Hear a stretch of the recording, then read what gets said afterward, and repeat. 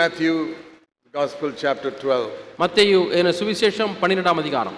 We are trying to see how Jesus got God's approval. இயேசு எப்படி பிதாவுடைய அங்கீகாரத்தை பெற்றார் என்பதை நாம் பார்க்கிறோம். We saw how he got it as a child. ஒரு குழந்தையாக இருக்கும்போது எப்படி அங்கீகாரத்தை பெற்றார். And we see how he got it as a working man, as a carpenter, businessman. ஒரு தொழில் செய்வதன் மூலமாக, தச்சு தொழில் செய்வதன் மூலமாக எப்படி அங்கீகாரத்தை பெற்றார். And later on when he entered into full time work also. அதற்கு பிறகு அவர் முழு நேர ஊழியத்தில் பிரவேசித்த பிறகும் we read here once he healed, verse Matthew 12:22. மத்தேயு 12ஆம் அதிகாரம் 32ஆம் வசனம். There was a blind mute man, he healed him. அங்கே ஒரு குருடனான மனிதன் இருந்தான், அவனை சுகப்படுத்தினார். And he immediately everybody said, this is the son of David. இவர் தாவீதின் குமாரன் என்று சொன்னார்கள். And verse 24, when the Pharisees heard this, they were jealous. 24ஆம் வசனம், பரிசேயரோ அதை கேட்டு அவர்கள் பொறாமை கொண்டார்கள். And they told the people, no, this is not the Holy Spirit, this is the Beelzebul, Satan, the ruler of demons. நாம் இதற்கு முன்பு மத்தேயு 12:22 இப்பொழுது 24 அவர்கள் எல்லாம் இது தேவனுடைய ஆவி அல்ல, இது பிசாசுடைய ஆவி என்று சொன்னார்கள். They called Jesus the prince of devils. Beelzebul பிசாசுடைய அதிபதி என்று இயேசுவை கூப்பிட்டார்கள். So now how did Jesus get God's approval when somebody called him such a bad name? இப்படிப்பட்ட கெட்ட பெயரினாலே இயேசுவை அழைத்த பொழுது இயேசு இந்த நேரத்தில் எப்படி பிதாவுடைய அங்கீகாரத்தை பெற முடியும்? I am sure a lot of people have experienced being called bad names. பழைய கெட்ட பெயர்களினாலே உங்களை சிலர் அழைத்திருக்கலாம், அந்த அனுபவத்தை அநேகர் பெற்றிருந்திருக்கலாம். As a servant of the Lord, I have I've heard many bad names people have called me. தேவனுடைய ஊழியக்காரனாக இருக்கக்கூடிய நான் அநேகர் மிகவும் கெட்ட பெயர்களினாலே என்னை அழைத்திருக்கிறார்கள். Many very bad names. மிக கெட்ட பெயர்கள். And Jesus said, இயேசு சொன்னார், Matthew 10, மத்தேயு 10ஆம் அதிகாரம், Matthew chapter 10, மத்தேயு 10ஆம் அதிகாரம், he says here, if they have called the head of the house Beelzebul, how much, verse 25, 25ஆம் வசனத்திலே வாசிக்கிறோம், how much more the members of his family? ஒரு எஜமானியே பெயல்செபூல் என்று அழைத்தால் மற்றவர்களை அப்படி வீட்டாரை அப்படி சொல்வது அதிக நிச்சயம் அல்லவா? So the head of the house is called Beelzebul. ஆகவே அந்த வீட்டு எஜமான் அவரை பெயல்செபூல் என்று அழைக்கிறார், prince of devils. அதாவது பிசாசுகளின் அதிபதி. If I am a member of his family, they will call me by worse names. நான் அந்த குடும்பத்திலே ஒரு அங்கத்தனா இருந்தேன் என்று சொன்னால் என்னை அதை காட்டிலும் மோசமான பெயர்களை அழைப்பார்கள். So I learned from that Matthew 10:25. ஆகவே மத்தேயு 10:25 நான் கற்றுக்கொண்டது என்னவென்றால், if I really follow Jesus, உண்மையாலுமே நான் இயேசுவை பின்பற்றவனாக இருந்தால், and I am a member of his family, நான் அவருடைய குடும்பத்திலே ஒரு அங்கத்தினனாக இருந்தால், people will call me bad names just like they call Jesus. அவர்கள் இயேசுவை அழைத்தது போலவே என்னையும் கெட்ட பெயர்களினால் அழைப்பார்கள். I want to ask all of you, உங்களை எல்லாரும் நான் கேட்கிறேன், has anybody called you a bad name because you are a disciple of Jesus? நீங்கள் இயேசுவுக்கு சீஷனா இருக்கிறபடினாலே யாராவது உங்களை கெட்ட பெயரை சொல்லி அழைத்திருக்கிறார்களா? Maybe you children, when you are in school, somebody makes fun of you like that. பிள்ளைகளே, ஒருவேளை நீங்கள் ஸ்கூலிலே படிக்கும் பொழுது சிலர் உங்களை கிண்டல் செய்திருக்கலாம். Or in college, because you don't dress in the worldly stylish way that other people dress. உலகத்தினுடைய அந்த பேஷனிலே நீங்கள் உடை அணியாதபடினாலே உங்களை கெட்ட பெயரை சொல்லி கூப்பிட்டிருக்கலாம். So many bad names you can be called. பல விதமான கெட்ட பெயர்களினாலே உங்களை அழைக்கலாம்.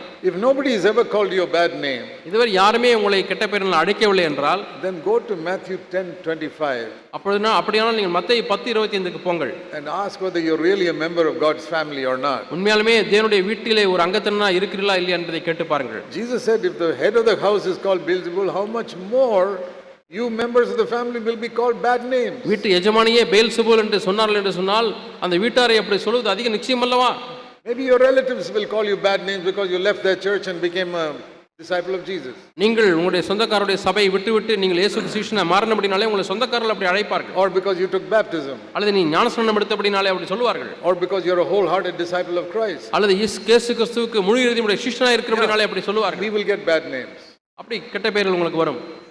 We should not get a bad name because we did something wrong. நாம் தவறு செய்து கெட்ட பெயரை சம்பாதிக்க கூடாது. There's no virtue in that. அதிலே எந்த ஒரு மதிப்பும் இல்லை. But to get a bad name when we do what is right, but because we are following Jesus. நாம் சரியானவற்றை செய்து இயேசுவை பின்பற்றுவதனால கெட்ட பெயரை சம்பாதிக்கலாம். At that time, how do I get God's approval? அந்த நேரத்தில் எப்படி நான் தேவனுடைய அங்கீகாரத்தை பெற முடியும்? What did Jesus do? இயேசு என்ன செய்தார்? See Matthew 12. மத்தேயு 12ஆம் அதிகாரம். When they said அவர் என்ன சொன்னார்? He's the ruler of demons. அவன் பிசாசுகளின் அதிபதி. Jesus said. இயேசு சொன்னார். See verse Matthew 12:32. மத்தேயு 12:32. You must read it slowly, carefully. இதை மெதுவாக கவனமாக வாசிக்க வேண்டும். Whoever speaks a word against Son of Man, it will be forgiven him. எவனாகிலும் மனுஷகுமாரனுக்கு விரோதமான வார்த்தை சொன்னால் அது அவனுக்கு மன்னிக்கப்படும். You know what that means? அவனுடைய பொருள் என்ன? Read carefully. மிகவும் கவனமாய் வாசிங்கள். You Pharisees, you're forgiven for calling me Beelzebul. என்னை பெயல்செபூல் என்று அழைத்தபடினாலே பரிசேயரே நீங்கள் மன்னிக்கப்பட்டு விட்டீர்கள். But that's not all. அது மட்டுமல்ல, That verse means for the next 2000 years, if anybody speaks a word against me, is already forgiven. இந்த வசனமானது எவனாகிலும் அடுத்த 2000 ஆண்டுகளுக்கு யார் எனக்கு விரோதமாய் பேசினாலும் அவர்களுக்கு மன்னிக்கப்படும். Did you see that? நீங்கள் அதை பார்த்தீர்களா? He did not say you all are forgiven. நீங்கள் எல்லாரும் மன்னிக்கப்பட்டீர்கள் என்று சொல்லவில்லை. He said whoever speaks a word எவனாகிலும் மனுஷனுக்குமாரனுக்கு விரோதமாய் வார்த்தை that பேசினார். means for 2000 years. 2000 ஆண்டுகளாக There are so many people today who call Jesus bad names. இன்றைக்கும் இயேசுவை கெட்ட பெயரில் சொல்லி அழைக்கிறார்கள். 2000 years ago Jesus forgave them. 2000 ஆண்டுகள் முன்பதாகவே இயேசு அவர்களை மன்னித்து விட்டார். And so we must forgive. ஆகவே நாம மன்னிக்க வேண்டும். Whatever bad name people called you, நம்ம என்னவெல்லாம் கெட்ட பெயரை சொல்லி நம்ம கூப்பிட்டாலும், Father, forgive them, பிதாவே இவர்களை மன்னியும், for they don't know what they're doing. இவர்கள் தாங்கள் செய்கிறது என்னது என்று அறியாது இருக்கிறார்கள். So that is Jesus' attitude, and that should be our attitude to everyone. இதுதான் இயேசுவினுடைய மனப்பான்மையா இருந்தது. நம்ம ஒவ்வொருவருக்கும் இந்த மனப்பான்மை தான் இருக்கு. Whoever spoken a word against me, எனக்கு விரோதமாக யார் எந்த பேசியிருந்தாலும் I have forgiven him. நான் அவரை மன்னிக்கிறேன். I have preached this many times. நான் பல சமயங்களில் இதை பிரசங்கித்திருக்கிறேன். Sometimes somebody comes and tells me, சில சமயத்திலே சிலர் இடத்துல வந்து சொல்வார்கள், Brother Zach, somebody there has written some article criticizing you.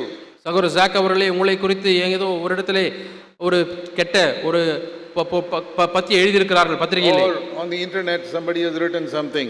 அல்லது இணையதளத்திலே யாரோ ஒருவர் வலைதளத்திலே எழுதியிருக்கிறார்கள் மோசமாக. I know, I have seen also in the internet many people write against me. நானும் வலைதளத்திலே அநேகர் என்னை குறித்து மோசமாக எழுதியிருப்பதை படித்திருக்கிறேன். I say forgiven. நான் மன்னித்து விட்டேன். Immediately. I don't know who that person is. யார் கூட எனக்கு தெரியாது. நான் உடனே மன்னித்து விட்டேன் என்று சொல்லுகிறேன். Some part of the world he read my message and he is offended and he insults me. உலகத்தின் ஏதோ ஒரு மூலையிலே நான் எழுதின செய்தியை படித்துவிட்டு அதனாலே மனத்தாங்கள் அடைந்துவிட்டு அவர் என்னை பற்றி மோசமாக எழுதுகிறார். Somebody newly writes something now. இப்பொழுது யாராவது புதிதாக எழுதினால், I don't know who it is. Somebody tells me, Brother Zach so and so wrote something against me. சகோதரர் ஜாக் அவர்களே யாரோ ஒருவர் இப்படி எழுதியிருக்கிறார் சொல்கிறார்கள். Forgiven. மன்னிக்கப்பட்டாயிற்று. உடனடியாக. If somebody is going to write something against me next week, அடுத்த வாரம் யாராவது எனக்கு விரோதமாக பத்திரிகையில் எழுதினால், forgiven now. இப்பொழுதே மன்னித்து விடுகிறேன். That is what Jesus teaches me from that verse. இந்த வசனத்திலிருந்து இயேசு இதைத்தான் எனக்கு சொல்லிக் கொடுக்கிறார்.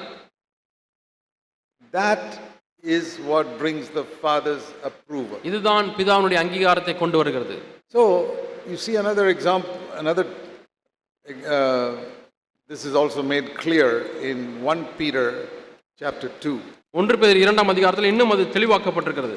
You know, that refers to the time when they insulted Jesus when he was taken to the court finally. கடைசியாக இயேசுவை வழக்கு மன்றத்துக்கு எடுத்து சென்று அங்கே அவரை கிண்டல் செய்தார்கள்.